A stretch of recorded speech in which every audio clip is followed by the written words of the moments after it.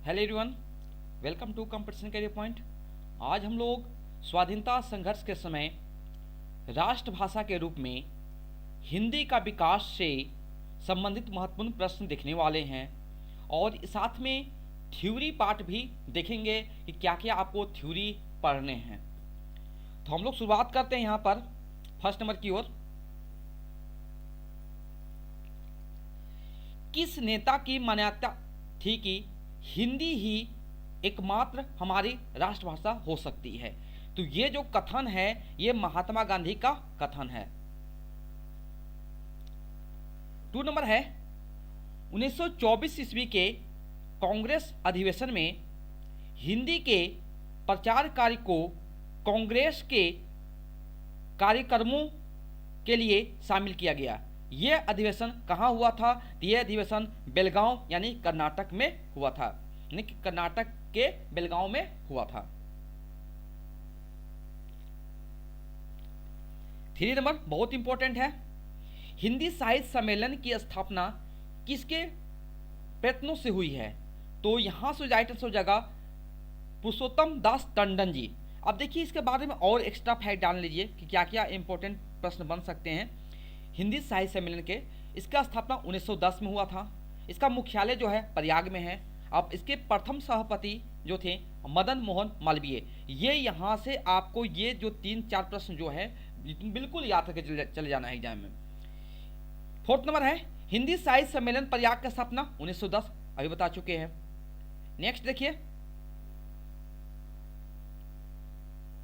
अखिल भारतीय हिंदी साहित्य सम्मेलन की स्थापना कहाँ हुआ था? कहाँ हुई? प्रयाग में। 5 नंबर है अखिल भारतीय हिंदी साहित्य सम्मेलन के प्रथम सभापति कौन है? मदन मोहन मालवीय। देखिए मैं जितने भी मैं लाइनर प्रश्न करवाता हूँ सारे इंपॉर्टेंट हैं, आप इसको अच्छे से नोट्स बना लीजिए। ओके, ज़्यादा आपको बेटर रहेगा। अब इस पर देखिए यूट्यूब में कहीं आपको नहीं मिलेगा। जो मैं कंटेंट आप लोग को प्रोवाइड कर रहा हूँ वन लाइनर का फॉर्म में, चाहे एमसीक्यू फॉर्म में, जो भी मैं प्रोवाइड करता हूँ आपको पूरा यूट्यूब में खोल लीजिए, गूगल में सर्च मार लीजिए, आपको कहीं भी नहीं मिलेगा। अब सही से कोई बुक में भी आपको ढंग से नहीं मिलेगा। तो मैं आपको ऐसा कलेक्शन करके दे रहा हूँ ताकि आपको कहीं ढूंढने की ज़रूरत नहीं है। आप इस जितना मैं करा रहा हूँ थ्योरी प्लस ये जो भी मैं वन लाइनर फॉर्म करा रहा हूँ चाहे एमसीक्यू करवा रहा हूँ, आपको इतने ही पढ़ने हैं, आपका इसी से काम चल जाएगा। इस टॉपिक के लिए मैं बता रहा हूँ खासकर। 6 नंबर है हिंदी हिंदुस्तानी के भाषा संबंधी विवाद में किसके नेतृत्व में हिंदी की विजय हुई थी? तो ये होगा पुरुषोत्तम Das Tandon ji. 7 number theosophical society की स्थापना कब हुई थी? 1882। इसका मुख्यालय कहाँ था? अडियार यानी कि मद्रास में। और इसके जो संस्थापक थे कौन थे? Colonel H.S. आलकट एवं मैडम ब्लावत्स्की। नेक्स्ट देखेंगे हम लोग, ये भी बहुत ज़्यादा इंपॉर्टेंट है, ये तो बार बार रिपीट होता है एग्जाम में। नागरिक प्रचारणी सभा की स्थापना किसने की थी? देखिए यहाँ पर तीनों ऑप्शन हो सकता है या एक ऑप्शन की, इसमें 4 ऑप्शन में से एक ऑप्शन दिया रहेगा। अब सबसे प्रीफरेंस में दीजिएगा श्याम सुंदर दास हो जाएंगे, रामनारायण मिश्र और शिव कुमार सिंह, तीनों थे इसके संस्थापक। इसका मुख्यालय देखिए काशी यानी वाराणसी और इसका स्थापना 1893। ये इतना आपको प्रश्न जरूर करके आना है, नागरिक प्रचारणी सभा का स्थापना किसने किया, इसका मुख्यालय कहाँ है और इसका स्थापना कब किया गया है। ये ज़्यादा इंपॉर्टेंट प्रश्न बनता है यहाँ से। 9 नंबर देखेंगे, नागरिक प्रचारणी सभा की स्थापना किस शहर में हुई है? ऐसे पूछ सकता है तो काशी हो जाएगा आंसर। 10 नंबर काशी नागरिक प्रचारणी सभा का स्थापना हुई थी 1893 ईस्वी।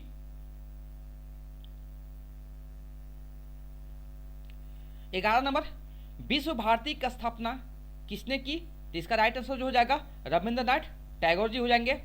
अब देखिए ये भी बहुत इंपॉर्टेंट प्रश्न है, किसके 12 नंबर किसके प्रयासों से वर्धा और मद्रास में राष्ट्रभाषा के प्रसार प्रचार हेतु राष्ट्रभाषा प्रचार समिति की स्थापना की गई थी? तो ये था किसके प्रयास से?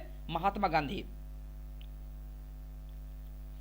कुछ इंपॉर्टेंट देख लीजिए, गांधी जी की प्रेरणा से मद्रास यानी 1927 ईस्वी में एवं वर्धा 1936 ईस्वी में राष्ट्रभाषा प्रचार सभाएं स्थापित की गई थी। बहुत इंपॉर्टेंट है ये। 13 नंबर भारतवर्ष के लिए हिंदी भाषा का नाम सबसे पहले किसने सुझाया था? तो ये होगा पंडित मदन मोहन मालवीय जी हो जाएंगे आंसर।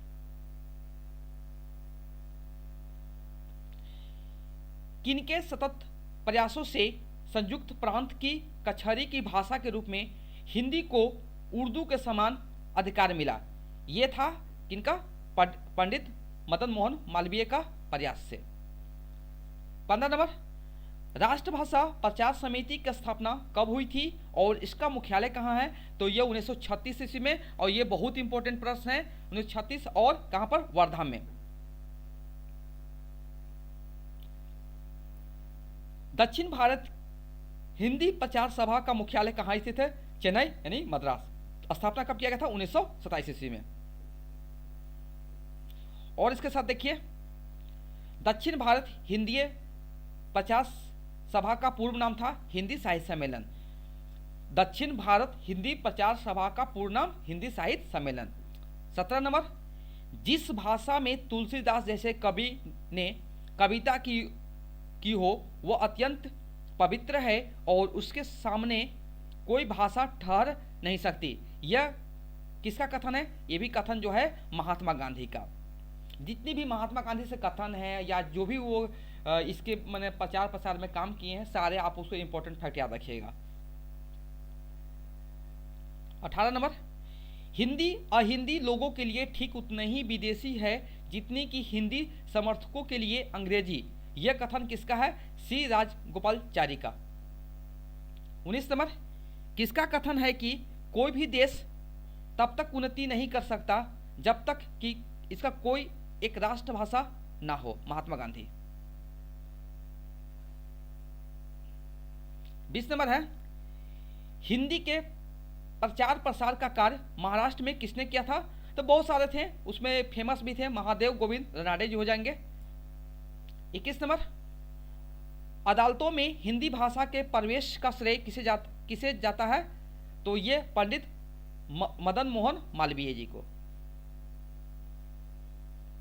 22 नंबर है, अखिल भारतीय हिंदी संस्था संघ के मुख्यालय कहाँ है? तो ये इसका मुख्यालय जो है नई दिल्ली, अवस्थापना 1964 ईस्वी में किया गया था। 1936 ईस्वी में कांग्रेस अधिवेशन में किसकी अध्यक्षता में राष्ट्रभाषा का सम्मेलन आयोजित किया गया था? डॉक्टर राजेंद्र प्रसाद जी का। 24 नंबर, जॉर्ज गियर्सन ने हिंदी को क्या कहा है? तो आम बोलचाल की महाभाषा कहा है। 25 नंबर देखिए, हिंदी के प्रचार प्रसार के योगदान देने वाली संस्थाओं को कालक्रम निर्धारित करे। देखिए 4 ऐसे दिए रहेंगे ऑप्शन: नागरिक प्रचार सभा काशी, राष्ट्रभाषा प्रचार समिति वर्धा, और राष्ट्रभाषा परिषद पुणे, और बिहार राष्ट्रभाषा परिषद पटना। तो देखिए मैं यहाँ पर लिख दिया हूँ ये सर, लेकिन ये आपको एग्जाम में लिखा हुआ नहीं रहेगा।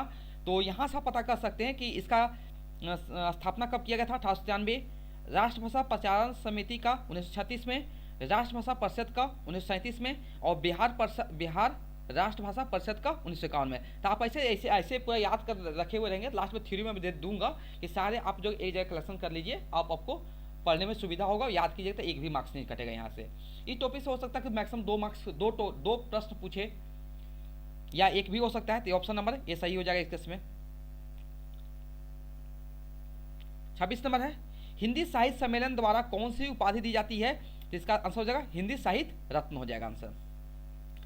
27 नंबर, सरकारी कामकाज की भाषा को क्या बोलते हैं? राजभाषा बोलते हैं। अब देश की बहुसंख्यक लोगों की भाषा क्या बोलते हैं? राष्ट्रभाषा बोलते हैं। ये भी इंपॉर्टेंट है। नेक्स्ट है, रामकृष्ण मिशन की स्थापना किसने की थी? स्वामी विवेकानंद जी हो जाएंगे। और इसकी स्थापना कब किया गया था बताइए? 1987 ईस्वी में, और इसका मुख्यालय जो है, हेडक्वार्टर जो है बेलूर में है।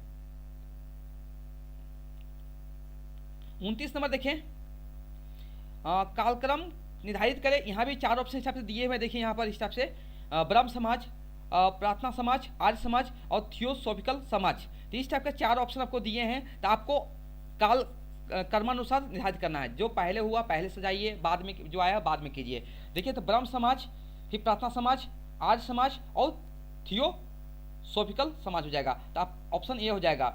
ओके, देखिए इसका स्थापना मैं यहाँ लिख दिया हूँ, तो आपको आइडेंटिफाई जरूरत पड़ेगा। जैसे प्रार्थना समाज क्या हुआ था 1867 में, और ब्रह्म समाज 1828 में, आर्य समाज 1875 ईस्वी में, और थियोसोफिकल समाज जो 1882 में। आपको थ्योरी में सभी मिल जाएंगे सब। 30 नंबर, हिंदी साहित्य सम्मेलन के नागपुर अधिवेशन के अवसर पर किसने हिंदी को नाना वर्णों और समुदायों को जोड़ने वाली अर्थात एकता की भाषा कहकर राष्ट्रीय भाषा को घोषित किया गया है? इसका आंसर जो होगा महात्मा गांधी हो जाएगा। 31 नंबर देखेंगे, इनमें से कौन सा सुमेलित नहीं है? देखिए यहाँ पर भी ऐसे पूछा जा सकता है। तो आर्य समाज का ये सही है, ब्रह्म समाज का राजा राम मोहन राय, प्रार्थना समाज नहीं, इसका जो होगा आत्माराम पांडुरंग। तो देखिए ये गलत है। अब ये रामकृष्ण मिशन समाज का स्वामी विवेकानंद। ये आपका देखिए ऑप्शन आपका यहाँ पर बिल्कुल ऑप्शन सी सही हो जाएगा। ये आपका गलत है, सुमेलित नहीं है, बाकी सभी सुमेलित हैं। तो प्रार्थना समाज का आत्माराम पांडुरंग, और इसका स्थापना 1867 में कहाँ पर? बंबई में। 32 नंबर, पंजाब में हिंदी प्रचार प्रसार का कार्य किसे सौंपा गया था? तो सदाराम फुलोरी को। ऑप्शन ए सही हो जाएगा। 4 ऑप्शन देखिए, राजेंद्र प्रसाद, महात्मा गांधी, दयानंद सरस्वती। इसका आंसर हो जाएगा सदाराम फुलोरी। और इसके साथ और भी एक थे, लाला लाजपत राय। और पंजाब में आपको 2 याद रखने हैं, जो हिंदी प्रचार प्रसार का कार्य किसे सौंपा गया था? लाला लाजपत राय और सदाराम फुलोरी को। 33 नंबर, सनातन धर्म सभा के संस्थापक थे? तो पंडित दीनदयाल शर्मा जी हो जाएंगे यहाँ पर। इसका मुख्यालय वाराणसी, और इसका स्थापना 1895 ईस्वी में।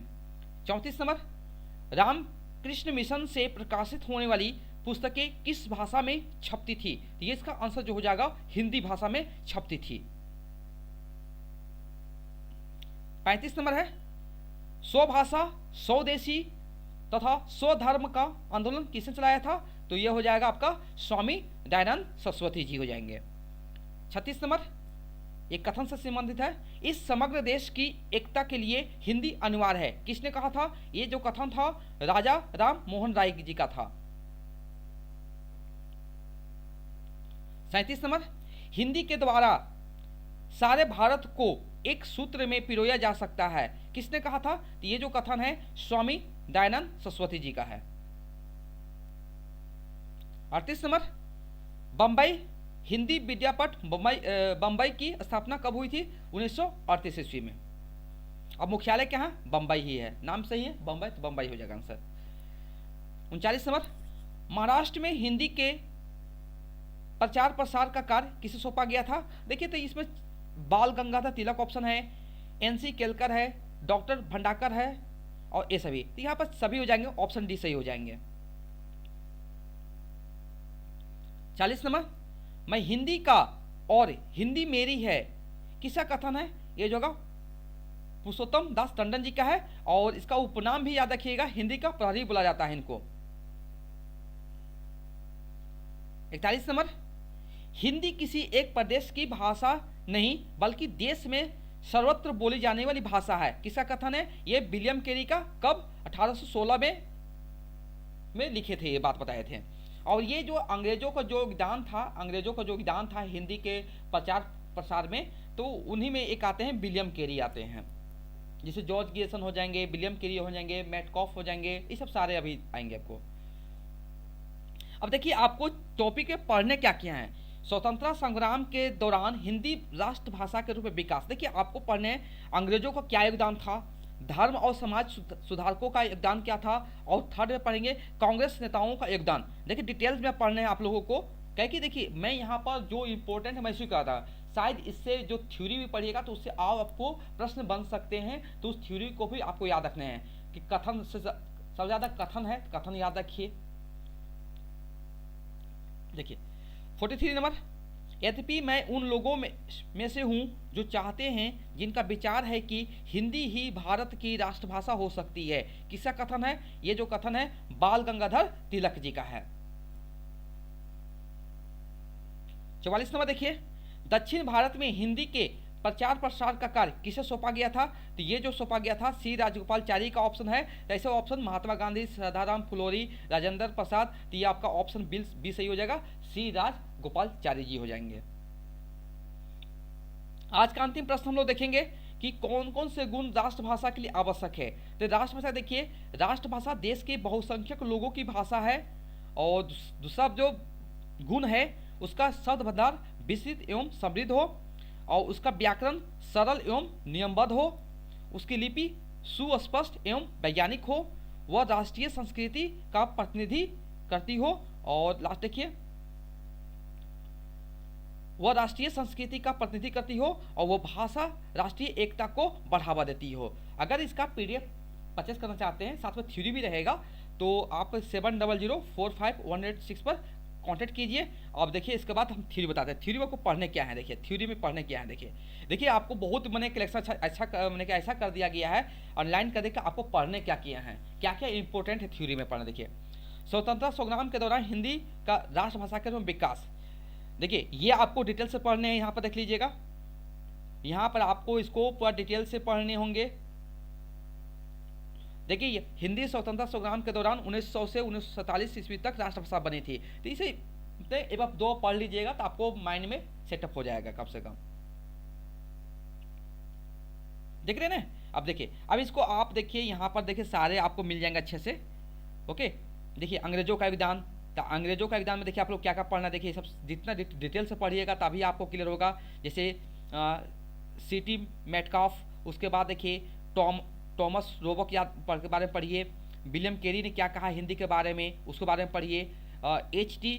कोलब्रुक ने लिखा है उसके हिंदी के बारे में क्या क्या मैंने बताए हैं, क्या बोले हैं उसके बारे में, तो उसको पढ़िए। जॉर्ज गियर्सन के बारे में ने क्या हिंदी के बारे में बताए हैं। तो इस टाइप से आपको सारे पढ़ने होंगे। ओके, अब उसके बाद देखिए आपको यहाँ से देखिए, उसके बाद देखिए इसके बाद आपको पढ़ने हैं धर्म या समाज सुधारकों का योगदान। यहाँ पर देखिए आपको पढ़ने हैं ब्रह्म समाज के बारे में पूरा डिटेल से, आर्य समाज के बारे में पढ़ने डिटेल से। ओके, उसके बाद देखिए थियोसॉफिकल सोसाइटी के बारे में पढ़ने हैं, पर डिटेल्स आपको मैं यहाँ पे जितनी भी कंटेंट मैं प्रोवाइड करता हूँ बहुत ऑथेंटिक और रियल होते हैं। ओके, क्योंकि आपको कहीं ढूंढने की जरूरत नहीं रहेंगे, देख रहे हैं। उसके बाद देखिए आपको यहाँ पर कांग्रेस नेताओं का योगदान के बारे में पढ़ना होगा आपको डिटेल से। ओके, देखिए महात्मा गांधी हो गया, लोकमान्य बाल गंगाधर तिलक जी हैं, और देखिए राष्ट्रभाषा के लिए जो 5 लक्षण या शर्तें क्या क्या होना चाहिए देखिए भी है। उसके बाद देखिए जितनी भी यहाँ पर कथन है, जितना मैं अंडरलाइन किया हूँ इंपॉर्टेंट है, सारे इंपॉर्टेंट है यहाँ पर जितना भी सारे। देखिए एक इंपॉर्टेंट अभी और यहाँ पर देख लीजिएगा कि दक्षिण भारत में बहुत इंपॉर्टेंट है, दक्षिण में प्रथम हिंदी प्रचारक के रूप में गांधी जी ने सबसे छोटे पुत्र देवदास गांधी को कहाँ भेजा था, दक्षिण में मद्रास भेजा था।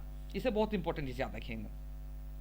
तो जितना मैं अंडरलाइन किया हूँ उसको तो मस्ट है, आपको पढ़ के ही जाने हैं। ओके ओके, उसके बाद देखिए यहाँ पर आपके पास देखिए और भी है 1927 में श्री राजगोपालाचारी ने क्या बात हिंदी के बारे में बताए हैं। उसके बाद नेहरू रिपोर्ट के बारे में पढ़िए। उसके बाद सुभाष चंद्र बोस ने 1929 में क्या बताए हिंदी के बारे में बताए हैं। उसके बाद देखिए 1936 में गांधी जी, उसके बाद देखिए 1937 में। उसी प्रकार देखिए यहाँ पर ये बहुत इंपॉर्टेंट है, ये जो मैं टॉपिक यहाँ है यहाँ पर ना कि क्या है, राष्ट्रभाषा आंदोलन यानी हिंदी आंदोलन से संबंधित धार्मिक सामाजिक संस्थाएं। देखिए ब्रह्म समाज का स्थापना 1882-28 में हुआ था, मुख्यालय कलकत्ता में, राजा राम मोहन राय, प्रार्थना समाज बम्बई। इस टाइप का पूरा आपको डिटेल से आपको याद करने होंगे। ओके, तो ये देखिए सारे आपको कलेक्शन कर दिया जा रहा है। ओके, उसके बाद देखें, उसके बाद हम लोग देखेंगे कि राष्ट्रभाषा आंदोलन में, उसके बाद इसको देख लीजिए, राष्ट्रभाषा आंदोलन से संबंधित साहित्यिक संस्थाएं। देखिए जितने भी यहाँ पर है सारे इंपॉर्टेंट है।